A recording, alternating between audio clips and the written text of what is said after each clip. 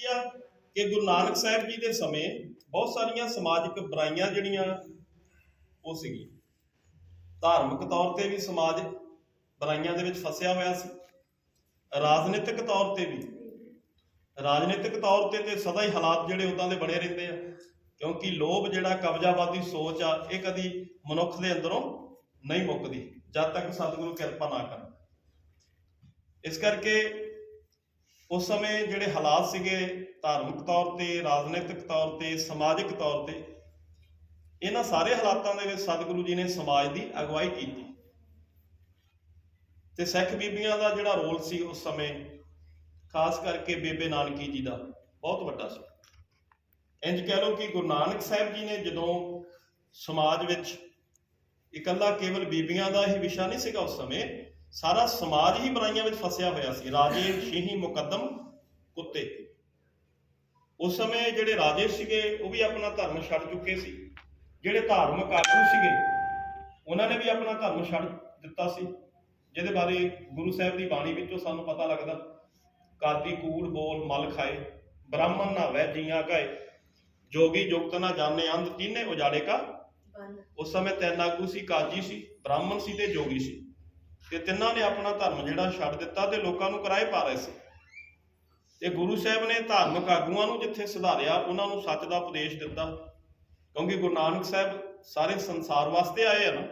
ਉਹ ਕਿਸੇ ਇੱਕ ਫਿਰਕੇ ਵਾਸਤੇ ਨਹੀਂ ਆਏ, ਇੱਕ ਜਾਤ ਵਾਸਤੇ ਨਹੀਂ ਆਏ, ਇੱਕ ਮਜ਼ਹਬ ਵਾਸਤੇ ਨਹੀਂ ਆਏ, ਇੱਕ ਇਲਾਕੇ ਵਾਸਤੇ ਨਹੀਂ ਆਏ, ਉਹ ਸਾਰੇ ਜਗਤ ਵਾਸਤੇ ਆਏ ਸੀ। ਕੱਲ ਤਾਰਨ ਗੁਰੂ ਨਾਨਕ ਆਏ, ਬਾਬੇ ਤਾਰੇ ਚਾਰ ਚੱਕ, ਨੌ ਖੰਡ ਪ੍ਰਥਮੀ ਸੱਚਾ ਗੁਰਮੁਖ ਕਾਲ ਵਿੱਚ ਪ੍ਰਗਟ ਹੋਆ। ਤੇ ਜਦੋਂ ਭਾਈ ਗੁਰਦਾਸ ਕਹਿੰਦੇ ਉਹ ਤੁਰੇ ਵੀ ਆ ਤਾਂ ਉਹਨਾਂ ਨੇ ਸਾਰੇ ਸੰਸਾਰ ਨੂੰ ਹੀ ਦੇਖਿਆ ਸੀ। ਬਾਬਾ ਦੇਖਿਆ ਧਿਆਨ ਧਰ ਜਲਤੀ ਸਭ ਪ੍ਰਥਵੀ ਜਿਸ ਆਈ। ਪ੍ਰਥਵੀ ਦਾ ਮਤਲਬ ਆ ਸਾਰਾ ਸੰਸਾਰ। ਉਹਨਾਂ ਨੇ ਸਾਰੀ ਪ੍ਰਥਵੀ ਨੂੰ ਦੇਖਿਆ ਵੀ ਸਾਰੀ ਪ੍ਰਥਵੀ ਜਲ ਰਹੀ ਹੈ। ਇਹਦਾ ਮਤਲਬ ਇਹ ਨਹੀਂਗਾ ਵੀ ਸਾਰੀ ਪ੍ਰਥਵੀ ਵਿੱਚ ਅੱਗ ਲੱਗੀ ਹੋਈ ਸੀ। ਜਲਣ ਦਾ ਮਤਲਬ ਕੀ ਆ ਵੀ ਇੱਥੋਂ ਦਾ ਜਿਹੜਾ ਸਮਾਜਿਕ ਜੀਵਨ ਆ, ਰਾਜਨੀਤਿਕ ਜੀਵਨ ਆ, ਧਾਰਮਿਕ ਜੀਵਨ ਆ, ਆਰਥਿਕ ਜੀਵਨ ਆ, ਜਾਂ ਜਿੰਨੇ ਵੀ ਪੱਖ ਨੇ, ਹਾਂਜੀ, ਸੱਚੇ ਗਿਆਨ ਤੋਂ ਬਿਨਾਂ, ਸੱਚੇ ਗਿਆਨ ਤੋਂ ਬਿਨਾਂ, ਗੁਰੂ ਤੋਂ ਬਿਨਾਂ ਹਰ ਪਾਸੇ ਅੰਧਕਾਰ ਆ, ਹਰ ਪਾਸੇ ਹਨੇਰਾ ਹੀ ਹਨੇਰਾ ਸੀ।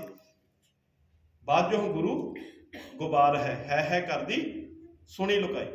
ਤੇ ਗੁਰੂ ਸਾਹਿਬ ਨੇ ਫਿਰ ਇਹ ਸੱਚ ਦਾ ਉਪਦੇਸ਼ ਦੇਣਾ ਜਦੋਂ ਆਰੰਭ ਕੀਤਾ ਤੇ ਸਭ ਤੋਂ ਪਹਿਲਾਂ ਘਰ ਦੇ ਵਿੱਚ ਹੀ ਮੁਸ਼ਕਲਾਂ ਪੈਦਾ ਹੋ ਜਾਂਦੀਆਂ।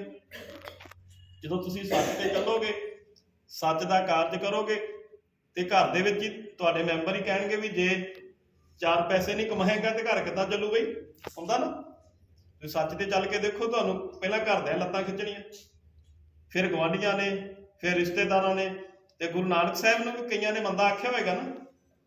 ਹਾਂਜੀ, ਮਹਾਰਾਜ ਨੂੰ ਬੜਾ ਕੁਝ ਆਖਿਆ। ਕੋਈ ਆਖਿਆ ਭੂਤ ਨਾ ਕੋ ਕਹੇ ਬੇਤਾਲਾ।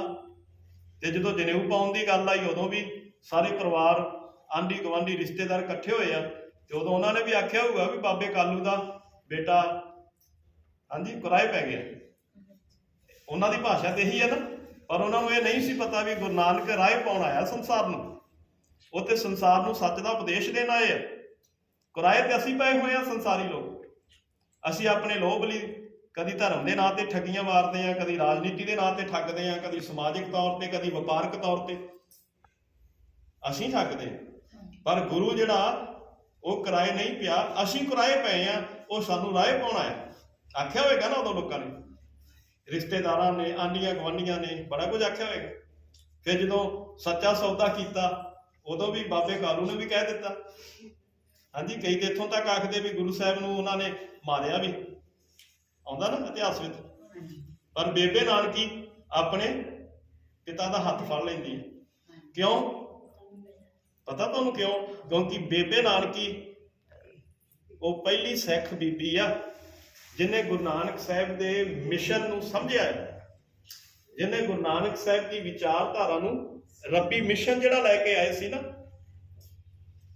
ਜਿਹੜੀ ਵਿਚਾਰਧਾਰਾ ਪਰਮੇਸ਼ਰ ਦੀ, ਉਸ ਅਕਾਲ ਪੁਰਖ ਦੀ ਗੁਰੂ ਨਾਨਕ ਸਾਹਿਬ ਲੈ ਕੇ ਆਏ ਸੀ, ਉਸ ਨੂੰ ਸਮਝਣ ਵਾਲੀ ਬੇਬੇ ਨਾਨਕੀ ਆ। ਤੇ ਉਹ ਬਿਲਕੁਲ ਇਹੋ ਜਿਹੇ ਸਿੱਖ ਅੱਜ ਆਪਾਂ ਬਣਨਾ ਹੈ। ਬੀਬੀਆਂ ਨੂੰ, ਭੈਣਾਂ ਨੂੰ ਇਸੇ ਕਰਕੇ ਕੈਂਪ, ਇਹ ਕਾਰਜਸ਼ਾਲਾਵਾਂ ਲਾਈਆਂ ਜਾਂਦੀਆਂ ਕਿ ਬੇਬੇ ਨਾਨਕੀ ਤੋਂ ਅਸੀਂ ਅਗਵਾਈ ਲੈਣੀ ਆ ਜਿੱਦਾਂ ਬੇਬੇ ਨਾਨਕੀ ਉਦੋਂ ਹਰ ਹਾਲਾਤ ਦੇ ਵਿੱਚ ਗੁਰੂ ਨਾਨਕ ਦੇ ਨਾਲ ਖੜੀ ਆ, ਆਪਣੇ ਪਿਤਾ ਦੀ ਵੀ ਬਾਂਹ ਫੜੀ ਆ, ਉਹਦੇ ਅੱਗੇ ਖੜ ਗਈ ਗੁਰੂ ਨਾਨਕ ਸਾਹਿਬ ਤੇ ਪਿਤਾ ਬਾਬੇ ਕਾਲੂ ਦੇ ਵਿੱਚ ਖੜ ਗਈ ਕਿ ਮੇਰੇ ਵੀਰ ਨੂੰ ਮਾਰੋ ਨਾ, ਮੇਰੇ ਵੀਰ ਨੂੰ ਮੰਦਾ ਨਾ ਆਖੋ, ਕਿਉਂਕਿ ਸਾਨੂੰ ਪਤਾ ਹੀ ਨਹੀਂ ਵੀ ਇਹ ਸੰਸਾਰ ਵਿੱਚ ਕੀ ਕਰਨਾ ਹੈ। ਬੇਬੇ ਨਾਨਕੀ ਗੁਰੂ ਨਾਨਕ ਸਾਹਿਬ ਨੂੰ ਪੀਰਾਂ ਦਾ ਪੀਰ ਸਮਝਦੀ ਸੀ, ਕੇਵਲ ਵੀਰ ਨਹੀਂ ਸੀ ਸਮਝਦੀ।